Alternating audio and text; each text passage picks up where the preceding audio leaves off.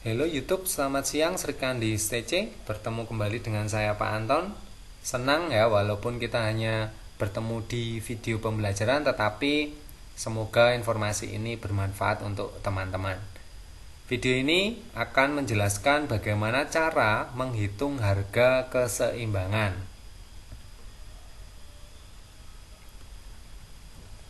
Pendekatan yang saya gunakan adalah pendekatan matematis, tetapi catatannya bila data yang kita miliki itu berbentuk fungsi permintaan dan fungsi penawaran, baru bisa menggunakan pendekatan matematis. Sebenarnya teman-teman juga bisa mencari harga keseimbangan atau titik keseimbangan itu dari tabel, dari grafik. Itu juga akan terlihat di mana terjadinya titik potong atau titik pertemuan antara permintaan dengan penawaran. Itu cara mudahnya kalau ada data grafik ataupun data tabel. Tetapi kalau itu tidak ada semua, maka kita bisa menggunakan dengan fungsi permintaan dan fungsi penawaran. Nah, rumusnya seperti apa? Ya, rumusnya adalah QD sama dengan QS. Ya, D sekali lagi adalah demand, S adalah supply, Q adalah kuantitas atau jumlah yang diminta. Nah, atau juga boleh dengan PD sama dengan PS. Jadi itu sama. Ya, tergantung teman-teman mudahnya yang mana atau data yang teman-teman miliki itu yang seperti apa. Oke, langsung saja. Contohnya, bila diketahui fungsi permintaan, nah ada data berupa fungsi permintaan dan fungsi penawaran. Nah, bisa perhatikan teman-teman di sana. Yang warna biru muda itu ya. Jadi QD sama dengan 40 dikurangi P, sedangkan fungsi penawaran QS sama dengan 4P dikurangi 50. Nah, tentukan berapa harga, jumlah, dan keseimbangannya. Ya, atau titik keseimbangan itu ada di harga dan jumlah berapa begitu ya. Nah, syarat keseimbangan teman-teman harus ingat yaitu QD sama dengan QS atau PD sama dengan PS. Nah, kita gunakan yang mana? Boleh salah satu dari data yang tadi ditampilkan, lebih mudah kalau QD sama dengan QS. Kita tinggal memasukkan ke dalam rumus. Nah, setelah dimasukkan ke dalam rumus, jadi QD-nya kan tadi 40 dikurangi P sama dengan QS-nya berapa? Yaitu 4P dikurangi 50. Maka bisa dipindah ruas ya. Kita samakan, yang ada P-nya kita geser ke sebelah kiri.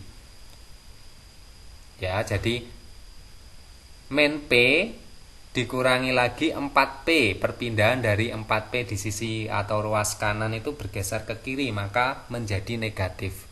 Sama dengan min 50 dikurangi 40. Kenapa dikurangi 40? Karena 40 di sisi kiri kan positif, geser ke sebelah kanan jadi negatif.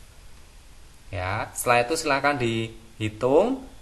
Min P dikurangi 4P jadinya adalah min 5P sama dengan min 50 dikurangi 40, hasilnya kan negatif 90. Nah, maka P sama dengan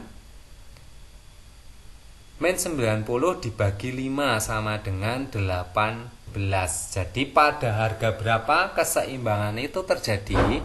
Yaitu pada P sama dengan 15.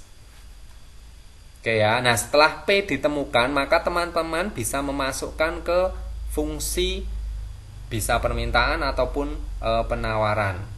Nah, contoh di sini diperoleh P keseimbangan yaitu sebesar 18, maka untuk mencari jumlah keseimbangan kita harus memasukkan P keseimbangan yang 18 tadi ke salah satu fungsi atau data yang teman-teman miliki tadi.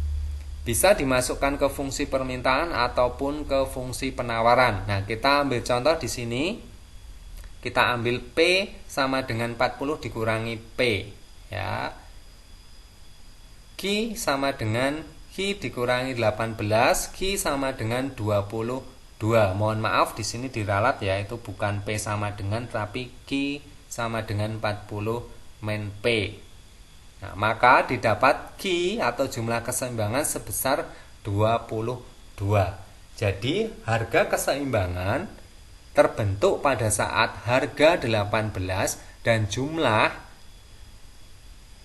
sebesar 22.